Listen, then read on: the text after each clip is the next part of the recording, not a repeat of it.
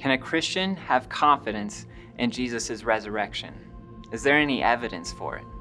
After all, a Christian's entire faith rests upon this one belief. And that's why the Apostle Paul said, if Christ has not been raised, then our preaching is in vain and your faith is in vain.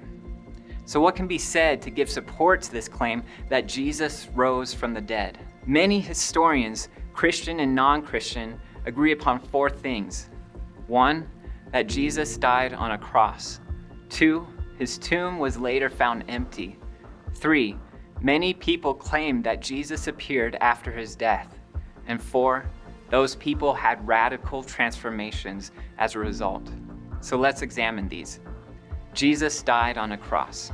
Take into consideration that Roman soldiers were professional executioners. They knew what they were doing, especially when it came to crucifixion. And in Jesus' case, if the beatings and the torture and the crucifixion didn't kill him, certainly the spear thrust into his side would have done it. So we know that Jesus died. Then we have reports of the empty tomb.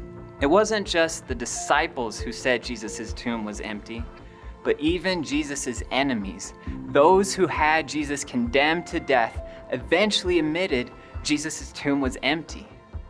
If you go to the Gospel of Matthew, chapter 28, you'll see that the chief priests had guards set before Jesus' tomb. And when these guards report back that something miraculous had happened, leaving the tomb empty, the priests pay the guards to tell everyone that the disciples just came at night and stole Jesus' body away. So whether you believe that a miracle had happened or not, you're still left with the fact that the priests had to give an explanation as to why the tomb was empty.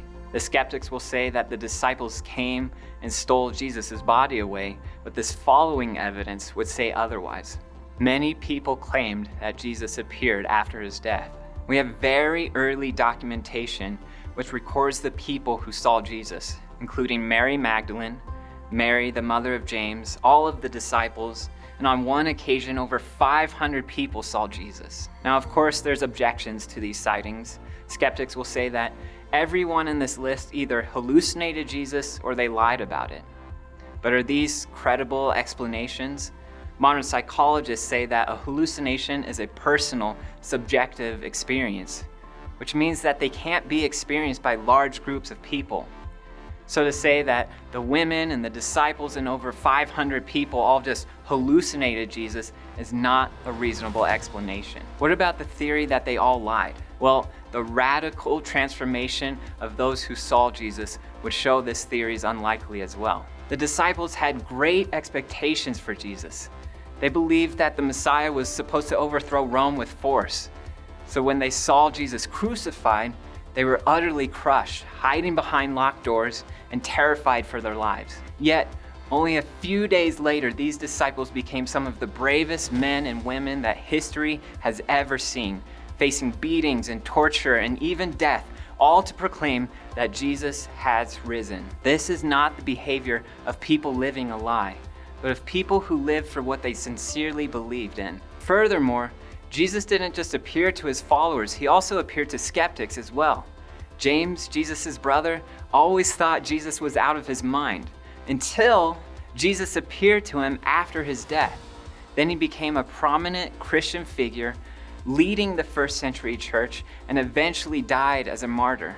Then you have someone like Paul. Nothing in him would cause him to believe in Jesus. He hated Christianity, and he saw them as a threat to his Jewish beliefs.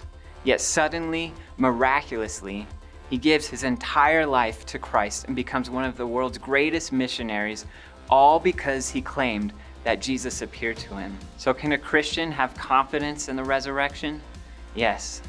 Historically, we know that Jesus died on a cross, that his tomb was later found empty, that many people claim to have seen Jesus after his death, and that these people had radical transformations as a result. Now, we can give any number of excuses to doubt that Jesus rose. But the question is, what is the best explanation? Given the evidence and the testimonies, I believe we too can confidently proclaim that Jesus has risen.